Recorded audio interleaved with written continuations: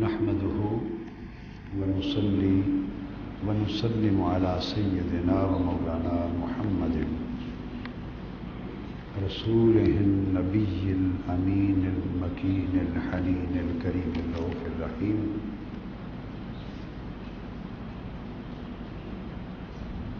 أما بعد، فأعوذ بالله من الشيطان الرجيم. بسم الله الرحمن الرحيم.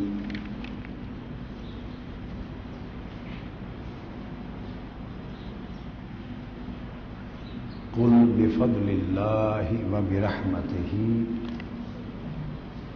فبذلك فليفرحوا هو خير مما يجمعون. صدق الله مولانا العظیم. معزز خواتین و حضرات، اللہ رب العزت کا شکر ہے کہ ہمیں اس سال حسب سابق حضور نبی اکرم صلی اللہ تعالی علیہ وآلہ وسلم کے میلاد پاک کا جو مبارک مہینہ ہے ربیع الاول، ماہ میلاد النبی صلی اللہ علیہ وآلہ وسلم، اس کی آمد اور اس مہینے کی زیارت اور اس مہینے میں موجودگی اور اس مبارک مہینے میں آقا علیہ الصلوۃ والسلام کے میلاد کی خوشیاں، فرحتیں، جشن اور محفلیں، نعت اور درود و سلام کی مجلسیں اور صدقات اور خیرات اور اعمال صالحہ اور اظہار مسرات کے مختلف مواقع نصیب ہو رہے ہیں.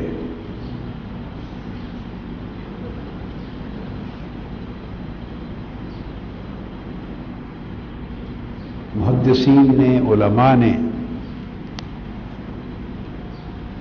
راتوں کی فضیلت پر گفتگو کی ہے، راتوں کی فضیلت پر گفتگو کی ہے. سال کی 364 دن ہیں یا 364 راتیں ہیں، ان سب راتوں میں کون سی رات افضل ہے؟ یہ سرسری سا ذکر کر رہا ہوں. افضل راتوں میں لیلۃ القدر کا بھی ذکر آیا ہے. بے شک قرآن مجید میں اس کی افضلیت کا بیان ہے. افضل راتوں میں لیلۃ النحر، عید الاضحیٰ کی اور قربانی کی جو رات ہے حضرت، اس کا بھی ذکر آیا ہے. یوم عرفہ کا، حج کا دن اور اس کی رات جو آ جاتی ہے، اس کا بھی ذکر آیا ہے. افضل راتوں میں لیلۃ نصف شعبان، نصف شعبان کی رات کا بھی ذکر آیا ہے. افضل راتوں میں لیلۃ مولد النبی صلی اللہ علیہ وآلہ وسلم، حضور کے میلاد کی رات کا بھی ذکر آیا ہے. اپنے اپنے دلائل سے علمی گفتگو کی گئی ہے کتابوں میں، مگر وہ جلیل القدر محدثین جن کے پاس قرآن اور حدیث کا علم کا سمندر بھی ہے اور حضور علیہ الصلوۃ والسلام سے عشق اور محبت کی قلبی اور روحانی نسبت کا ٹھاٹھے مارتا ہوا سمندر بھی ہے، جو دو سمندروں کے جامع ہیں، مرج البحرین کی شان جن کو حاصل ہے، جن کے دلوں کو مرج البحرین، علم اور عشق، علم اور نسبت، تفقہ اور روحانیت، ان دونوں کو یکجا اللہ پاک نے جن کے سینوں میں، جن کے دلوں میں کر رکھا ہے، ان میں مثلا امام قسطلانی ہے، امام قسطلانی اور اس طرح کے اور بھی اکابر کئی ائمہ ہیں. امام نبہانی تک، انہوں نے بڑی صراحت کے ساتھ جب اس کو بیان کیا تو وہ لکھتے ہیں کہ ساری راتیں اپنی اپنی جگہ افضل ہیں، مگر ان کی افضلیت جزئی ہے، مگر شب میلاد، حضور کے میلاد کی جو رات اور صبح ہے، یہ سب راتوں پر کلی فضیلت کی حامل ہے، سب راتوں پر کلی فضیلت کی حامل ہے۔ اور ایک سادہ سی دلیل عام فہم جو بڑی آسانی سے ہر ایک کی سمجھ میں آ جائے، وہ ہر ایک کی وجہ بیان کرتے ہیں کہ باقی تو سب راتوں کی بات پر کوئی بحث نہیں کرے گا، ذہن میں لیلۃ القدر پر آ کے بعد ذہن رک جائے گا، جس کو اللہ پاک نے فرمایا لیلۃ القدر خیر من الف شہر، 1000 مہینوں سے یہ شب قدر افضل ہے۔ 1000 مہینوں کی مدت قریباً 90 برس کے برابر ہو جاتی ہے، تھوڑا اوپر زیادہ، 90-92 برس۔ تو شب قدر کو تو اللہ نے فضیلت دی اور اس کو 1000 برس، 1000 مہینوں کی فضیلت کر دی کہ برابر کر دیا، تو گویا ایک حد مقرر کر دی نا، ایک حد مقرر کر دی۔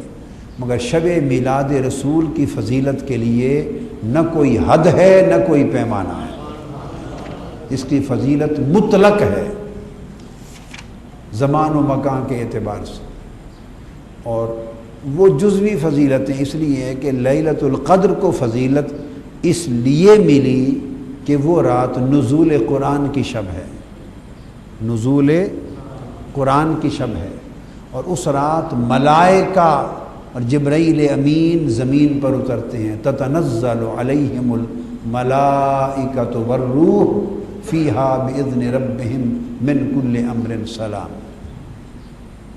ہی حتی مطلع الفجر، اس رات ملائکہ اترتے ہیں، روح الامین اترتے ہیں۔ یہ فضیلتیں ہیں لیلۃ القدر کا سبب۔ اور شب میلاد رسول، وہ جو قرآن اترا اور وہ رات فضیلت والی بن گئی، تو سوال ہے کہ قرآن اترا کس کے صدقے سے؟ قرآن اترا کس پر؟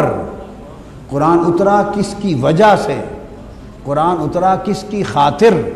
اگر حضور علیہ الصلوۃ والسلام نہ ہوتے تو قرآن اترتا، آقا علیہ السلام نہ ہوتے تو پھر شب قدر ہوتی، آقا علیہ السلام نہ ہوتے تو ماہ رمضان ہوتا، تو پھر نہ قرآن اترتا، نہ رمضان آتا، نہ شب قدر ہوتی، نہ شب شعبان ہوتی۔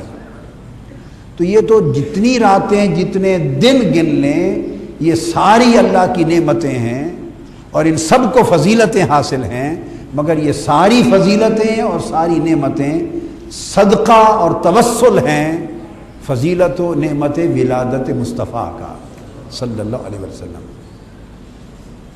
تو وہ جس کی خاطر یہ سب کچھ ملا، جس رات وہ خود آئے، اس کے برابر بھی کسی رات کی فضیلت کو تصور کیا جا سکتا ہے؟ نہیں ہے۔ یہ تو میں نے آپ کو اسی طرح کسی نے اگر حج کی رات کو تصور کیا تو حج کی رات بھی، یہ حج بھی تو وہ رات بھی تو آقا علیہ السلام کے صدقے سے نصیب ہوئی۔ یہ ساری نعمتیں جنہیں امت آج باعث فضیلت، باعث قدر، باعث رحمت اور باعث برکت سمجھتی ہے اور ہمارا عقیدہ اور ایمان ہے، مگر سوال تو یہ ہے کہ یہ ساری نعمتیں خیرات ہیں مصطفیٰ علیہ الصلوۃ والسلام کی ذات کی، ان کا صدقہ ہے، ان کا وسیلہ ہے۔ یہ تو ایک سادہ سی میں نے آپ کو دلیل دی۔ یہ جو آیت کریمہ پڑھی، اس پر میں بہت زیادہ علمی، تحقیقی، حوالہ جاتی، مفسرانہ اور محدثانہ انداز کے ساتھ جو گفتگو ہے، وہ تو جو طلباء کو پڑھا رہا ہوں، درس دیتا ہوں، اس میں کر رہا ہوں۔ علمی مواد تو بھرپور طریقے سے تو آپ کو وہاں سے مل جائے گا کیسٹ سے، مگر آج ایک سادہ سی بات عام فہم طریقے سے جو سمجھا رہا ہوں وہ یہ کہ یہ جو آیت کریمہ میں نے قرآن مجید میں پڑھی، اس میں سورہ یونس میں اللہ تعالیٰ نے فرمایا قل بفضل اللہ وبرحمتہ، فرما دیجئے کہ یہ جو تم پر اللہ کا فضل ہوا ہے اور اللہ کی رحمت ہوئی ہے، قل فرما دے بفضل اللہ و برحمتہ، اللہ کے فضل کی وجہ سے اور اللہ کی رحمت کی وجہ سے جو تم پر ہوئی، تم پر اتاری گئی، فبذالک فلیفرحوا، پس اسی وجہ سے خوشیاں مناؤ۔ فبذالک فلیفرحوا، پس اس کی وجہ سے بولیے فلیفرحوا، فرحت مناؤ، خوشیاں مناؤ۔ یہ اللہ تبارک و تعالیٰ نے حکم دیا۔ وہ اللہ جو فرماتا ہے ان اللہ لا یحب الفرحین، وہ جو لوگ بہت خوشیاں مناتے اور فرحتیں مناتے اور جشن مناتے ہیں، اللہ ان کو پسند نہیں کرتا، سادگی اور عاجزی والوں کو پسند کرتا ہے، سادگی اور عاجزی والوں کو پسند کرتا ہے۔ فرحین ہے تو فرحت سے، فرحت سے، مگر فرحین میں معنی ایسا ہے کہ جو اس طرح خوشی منائے کہ کو زیادہ ہی دھوم دھام لگے اور زیادہ کوئی ایک اظہار اور دکھلاوا لگے، تو اس کو اللہ پاک نے اس انداز سے بہت خوشی منانے اور جشن منانے کو فرحین کہا، کیونکہ اس میں ڈر ہے کہ بندہ اللہ کو بھول جائے اور اللہ کی نعمت کو بھول جائے، اللہ کی رحمت کو بھول جائے، اس حقیقی سبب کو بھول جائے جس نے اسے اس قابل بنایا کہ خوشی منائے۔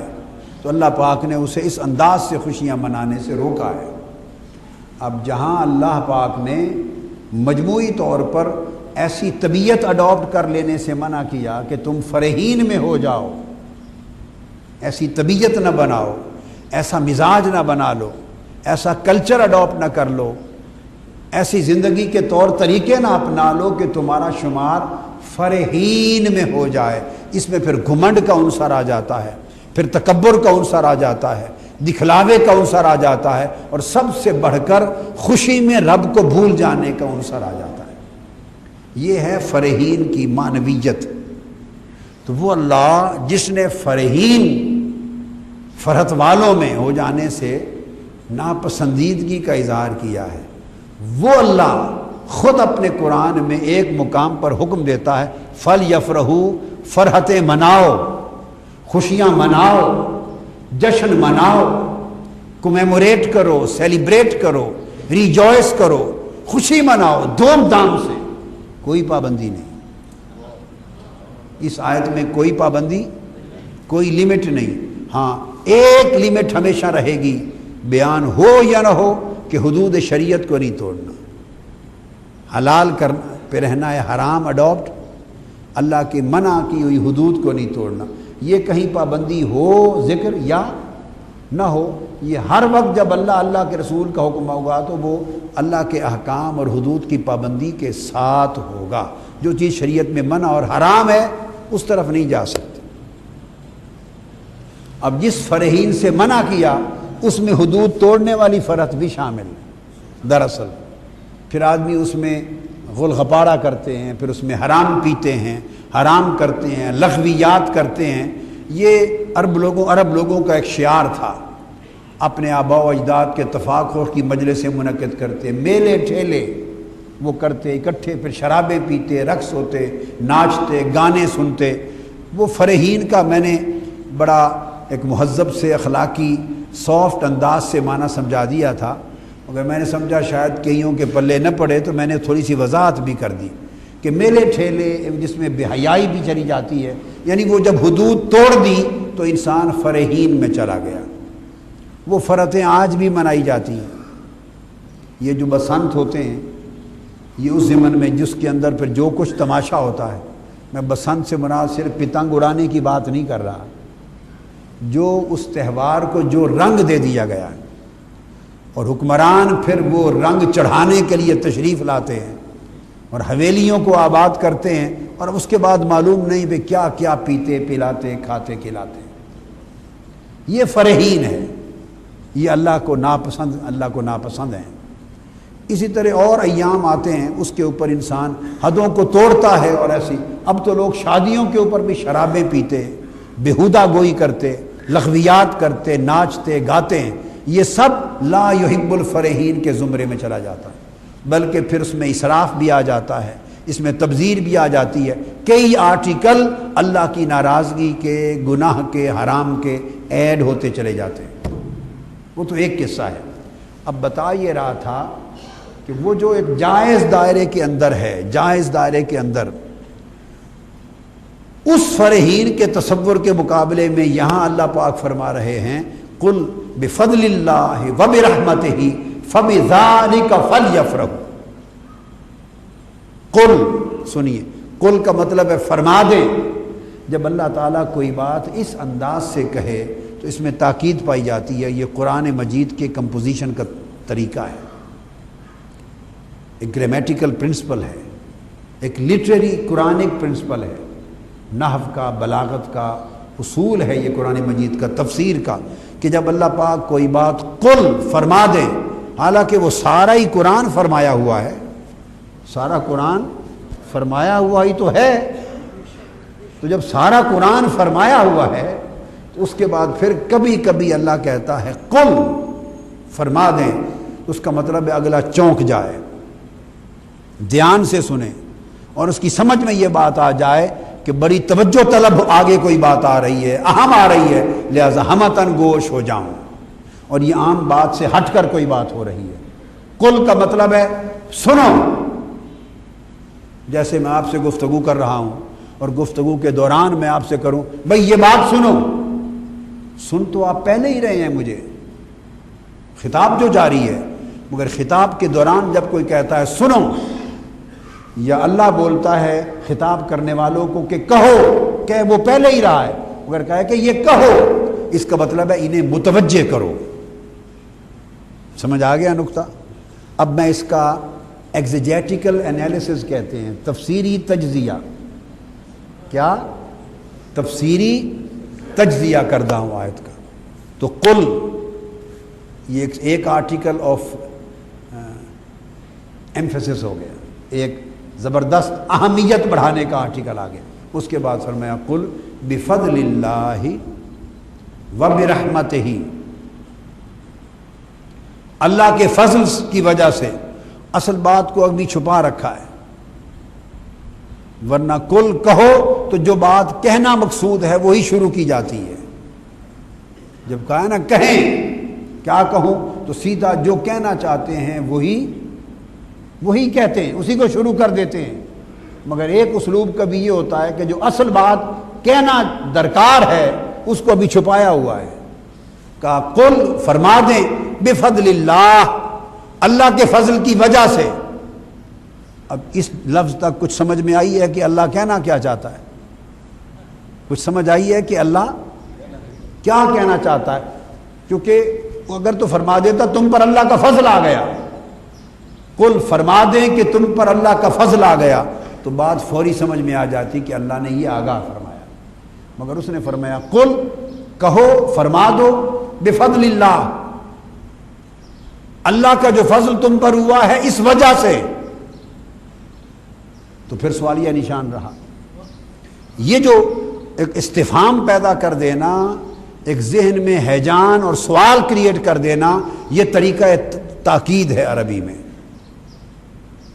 اس سے تاکید پر ایک اور تاکید آ گئی، پہلی تاکید قل میں تھی، دوسری تاکید بفضل اللہ سے بات شروع کرنے میں، تو ایک اور تاکید آ گئی، یعنی بندے اور اٹینشن ہو گئے، چار زانو بیٹھے تھے، دو زانو ہو کے بیٹھ گئے، دھیان کر لیا کیا بات آ رہی۔ پھر فرمایا وبرحمتہ، اور اسی طرح تم پر جو اللہ کی رحمت ہوئی ہے اس کی وجہ سے۔ باری تعالیٰ اب کہنا فرمانا کیا چاہتے ہیں؟ ابھی تک تو وجہ ہی بتا رہے ہیں آپ، اس وجہ سے، اس وجہ سے، آپ کیا فرمانا چاہتے ہیں اس وجہ سے؟ وہ کہتے ہیں سنو۔ تین تاکیدیں آ گئیں، کیا؟ تین تاکیدیں آ گئیں، تاکید بالقل، تاکید بفضل اللہ، تاکید برحمتہ، تین تاکیدیں۔ اس کے بعد فرمایا قل بفضل اللہ وبرحمتہ، خیال تھا کہ اب بات ہو جائے گی، اس نے پھر فرمایا، اور اب پورا قرآن آپ اٹھا لیں الحم سے والناس تک، پورے قرآن میں کسی ایک جگہ اللہ کے کسی ایک حکم کے لیے بھی یہ طریقہ نہیں اپنایا گیا۔ یہ میں نے ایک خاص بات کی ہے، ایک خاص ذمہ داری سے، تیقن سے، اتھارٹی سے بات کی ہے، اتھارٹی سے بات کی کہ چھوٹا مختصر سا پیغام ہو، چھوٹی سی آیت ہو، چند الفاظ ہوں، اور ایک پیغام پہنچانا مقصود ہو، اور اس پیغام کو اس انداز کے ساتھ تاکیدوں پر تاکید ڈال کے ایک ہیجان انگیز، ایک پوری توجہ ہمتن گوش کر کے لوگوں کو متوجہ کر کے پھر جا کے ایک لفظ میں بات کہی جائے۔ پورے قرآن میں کسی حکم کو کنوے اور کمیونیکیٹ کرنے کا یہ طریقہ اور سلیقہ اپنایا نہیں گیا۔ اتنا عجیب طریقہ اس لیے ہے کہ بات بڑی خاص ہونے والی ہے، بات بڑی خاص ہونے والی ہے، خاص ہونے والی ہے، اور وہ آگے بتاتا ہوں۔ تو فرمایا محبوب بتا دو اللہ کے فضل کی وجہ سے جو تم پر ہوا ہے، اللہ کی رحمت کی وجہ سے جو تم پر ہوئی ہے، اور پھر چوتھے لفظ فرمایا فَبِذَالِكَ، پس اسی کی وجہ سے، پھر فرمایا فَبِذَالِكَ، پس اسی کی وجہ سے۔ یہ نہ سمجھنا، بعض لوگ یہ کہہ دیتے ہیں کہ اللہ پاک نے قادری صاحب کو ایک قدرت کلام دی ہے، ایک انداز بیان دیا ہے، فصل الخطاب دیا ہے، اپنی بات اس انداز سے کرتے ہیں کہ وہ جو نہیں مانتا اس کے بھی دل دماغ میں اتر جاتی۔ نہیں، یہ کوئی کلام اور خطاب نہیں ہے۔ میں تو اپنے کلام اور خطاب کا کوئی ایک لفظ بھی نہیں ڈال رہا، صرف قرآن کی اس آیت کی تجزیہ آپ کے سامنے رکھ رہا ہوں۔ اور اگر میری کہی ہوئی بات کوئی اصول میں، اصول تفسیر میں، اصول بلاغت میں، اصول فصاحت میں، اصول نحو میں، جو قواعد ہیں کسی زبان کے، اس میں نہ ہو تو پھر تو کوئی کہہ سکتا ہے کہ یہ انہوں نے ایک رنگ کے طور پہ اتنا مؤثر رنگ دیا ہے کہ ہر آدمی جو ہے اس کے دل میں اتر گئی ہے۔ نہیں، میں نے نہیں اتاری، وہ خود اتارنے والا اتار رہا ہے۔ اس نے بات ہی اس انداز سے کی ہے کہ وہ دل پتھر اور تالا بھی لگا ہوا ہو تو ٹوٹ جاتا ہے، بس اس کا دل تالا نہیں کھلتا جس کی چابی گم اور زنگ چڑھ گیا، جس کی چابی گم ہو گئی، زنگ چڑھ گیا، وہ تو اللہ پاک اس پر 10 تاکیدیں اور بھی فرما دے تب بھی نہیں کھلے گا، چابی گم کر بیٹھا اور زنگ ہی چڑھ گیا۔ اور کسی نے وہ جو چابی والی جگہ تھی اس میں پتہ نہیں کیا ڈال دی، ایلفی ڈال دیا، جم گئی، اب وہ کھلتی نہیں۔ ختم اللہ علی قلوبہم وعلی سمعہم وعلی ابصارہم غشاوہ، اگر تو مہر لگ جائے، دل سیر ہو جائیں، آنکھوں پر پردے پڑ جائیں اور کان بند ہو جائیں تو پھر تو ایسی تاکیدیں کام نہیں آتی۔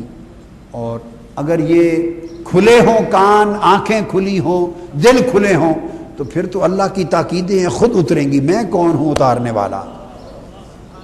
تو فرمایا قل، فرما دو میرے حبیب، یہ جو اللہ کا فضل ہوا ہے اس کی وجہ سے، وَبِرَحْمَتِهِ، اور جو اللہ کی رحمت ہوئی ہے اس کی وجہ سے، فَبِذَالِكَ، آگے فرمایا فا، ابھی تک فا نہیں لگا تھا، دیکھو نا، قل بفضل اللہ وبرحمتہ، حرف فا ابھی تک آیا، بھی فے جو حرف ہے ابھی تک آیا تھا، اس میں نہیں آیا، اب چوتھے مقام پر حرف فا آیا، فبذالک، تو فا عربی لغت میں، عربی نحو میں، عربی ادب میں خود تاکید کے لیے ہوتا ہے، فا خود تاکید کے لیے ہوتا ہے، جس بات کو مؤکد کرنا ہو، سخت تاکید کرنی ہو تو اس کے پہلے فا لاتے ہیں، فے، تو فبذالک، فا لگا دیا، اب بن گیا پہلی تاکید بکل، دوسری تاکید بفضل اللہ، تیسری تاکید برحمت اللہ، چوتھی تاکید بفا، فا کے ساتھ تاکید ہوئی، فرمایا پس خبردار، اب سنو، باری تعالیٰ ہم تو بڑی دیر سے اٹینشن ہو کے بیٹھ گئے ہیں، سننا چاہتے ہیں، تو کیا فرمانا چاہتا ہے، تیار ہے سننے کو، فرمایا پس بذالک، بات پھر بھی نہیں کی، بذالک، یہ جو میں نے بیان کیا، میری فضل اور میری رحمت کا تمہارے پاس آنا، اس کی وجہ سے، 5 تاکیدیں آ گئیں. کتنی تاکیدیں آ گئیں؟ 5. تو آپ نے کہا نا مارج البحرین مکمل کریں. اللہ کو 5 تن سے بڑی محبت ہے. تاکیدیں بھی 5 کر دی. تاکیدیں 5 کر دی. فَبِذَالِكَ بِذَالِكَ. تو یہ ساری تاکیدیں کرنے کے بعد فرمایا باری تعالیٰ اب فرما دے اتنی تاکیدوں کے بوجھ ہو گئے، ہم متوجہ ہیں، ہم تیرے قول پر ایمان لاتے ہیں، تیرے ساتھ میثاق کرتے ہیں، تیرے ساتھ عہد کرتے ہیں، ہم تیار ہیں تیری بات سننے اور ماننے کو، بس تو حکم دے ہم اٹھ کھڑے ہوں گے اس کی تعمیل کے لیے. فرمایا اب تیار ہو گئے ہو؟ جی ہاں. تو فرمایا فَبِذَالِكَ فَلْيَفْرَحُوا. اس کے بعد پھر فا لگا دیا. فَبِذَالِكَ ذَالِكَ پہ فا اور یفرحو پر پھر فا. 6ٹھی تاکید آ گئی. اللہ کی ذات کے لیے ہم یہ نہیں کہہ سکتے، کفر ہو جاتا ہے. مگر اگر انسانی معاملہ ہونا، کیا انسانی معاملہ ہو اور کوئی اتنی تاکید پہ تاکید، تاکید پہ تاکید، تاکید پہ تاکید کرتا چلا جائے تو انسانی معاملہ ہو تو ہم کہتے ہیں اس کا جی نہیں بھرتا. اتنی تاکیدیں، اتنی تاکیدیں، تاکیدوں سے جی نہیں بھر رہا، یہ کہتے ہیں. اور جنگ کی ایک پنجابی زبان میں اس کے لیے محاورہ استعمال ہوتا ہے، وہ آپ کو سمجھ نہیں آئے گا تو سمجھانا مقصود نہیں، بس سنانا مقصود ہے. آئے سمجھ یا نہ آئے. جسے ہم کہتے ہیں نا اردو میں اس کا جی نہیں بھرتا، تو جنگ میں اس کو کہتے ہیں اس دا چھو نہیں بڑھدا. اس دا چھو نہیں بڑھدا. اب اس کو چھو کا مجھے بھی نہیں پتا، سچ بات ہے. چھو میں جنگ کا رہنے والا ہوں، وہیں پیدا ہوا پلا، مگر چھو اصل کیا لغت ہے اور اس کی میننگز کیا ہیں کوئی پتہ نہیں.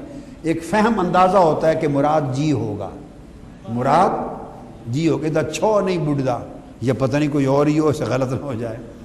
تو اس کے لیے یعنی مطلب ہے کہ یہ اس کا جی رجتا ہی نہیں ہے، بھرتا ہی نہیں ہے. یہ ہم اپنے لیے کہہ سکتے ہیں. اللہ کی شان اس سے بالا ہے، مگر بات اس کی شان کے لائق کچھ ایسی ہی ہے.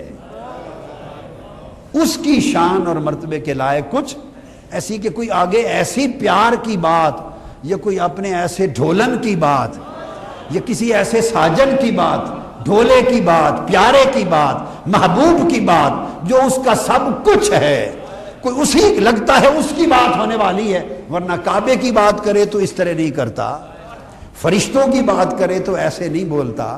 حضرت آدم، نوح، ابراہیم، اسماعیل، اسحاق، یعقوب، موسیٰ، عیسیٰ، اس نے سب نبیوں کی بات کی ہے، مگر ایسے کہ وہ کہتا ہے یا آدم اسکن انت وزوجک الجنہ، اے آدم تو اور تیری بیوی جاؤ جنت میں رہو. یوں کہہ دیتا ہے. یا نوح کر کے بلا کے بات کر دیتا ہے. سلام علی ابراہیم، ابراہیم پر سلام، ایسے بات کر دیتا ہے. سلام علی موسیٰ و ہارون، موسیٰ اور ہارون پر سلام. سلام علی الیاسین، الیاس پر سلام. سلام علیکم طبتم فادخلوها خالدین، تم سب پہ سلام ہو، کیوں میرے محبوب پہ سلام پڑھنے والے ہو، تم سب پر سلام ہو جب جنت میں آؤ. تحیتہم یوم یلقونہ سلام. مطلب ہے کہ وہ جو بات فرمانا چاہتا ہے اسے کوئی حاجت نہیں ہے اہتمامات کی، وہ فرما دیتا ہے. تو یہاں 6 تاکیدیں لا کے 6 تو پوری کی پوری آیت تاکیدوں میں ہی گزر گئی،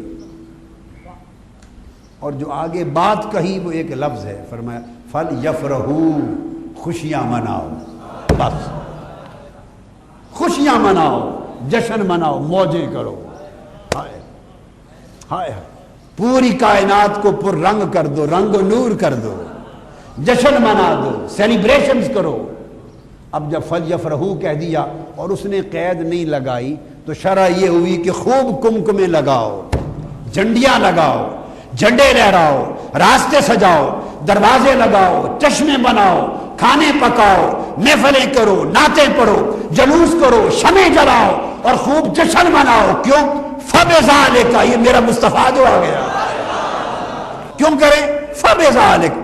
باقی اور کسی کے لیے کبھی نہیں کہا. روکتا ہوں کہ حد میں رہا کرو. کیا؟ حد سے بڑا نہ کرو.